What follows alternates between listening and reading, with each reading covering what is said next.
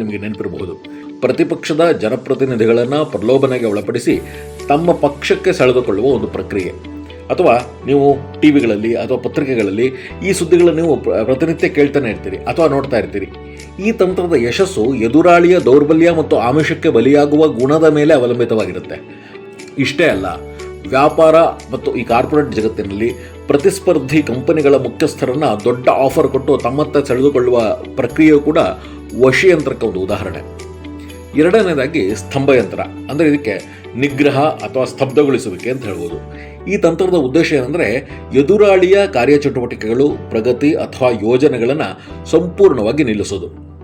ಒಂದು ಪಕ್ಷ ಅಧಿಕಾರಕ್ಕೆ ಬಂದಾಗ ಹಿಂದಿನ ಸರ್ಕಾರದ ಯೋಜನೆಗಳನ್ನು ವಿಮರ್ಶಿಸುತ್ತೇವೆ ಅಂತ ಹೇಳಿ ಅವುಗಳಿಗೆ ಅನುದಾನವನ್ನು ನಿಲ್ಲಿಸೋದು ಅಥವಾ ಅವುಗಳನ್ನು ತನಿಖೆಗೆ ಆದೇಶಿಸೋದು ಸಾಮಾನ್ಯವಾಗಿದೆ.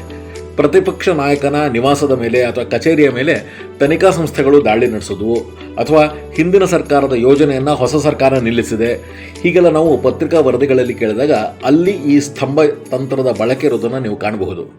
ಶತ್ರು ದೌರ್ಬಲ್ಯವನ್ನು ಹುಡುಕಿ ಅವರ ಕಾರ್ಯಯೋಜನೆಗಳಿಗೆ ಅಡೆತಡೆಗಳನ್ನು ಸೃಷ್ಟಿಸುವುದೇ ಈ ತಂತ್ರದ ಸಾರ. ಉದಾಹರಣೆಗೆ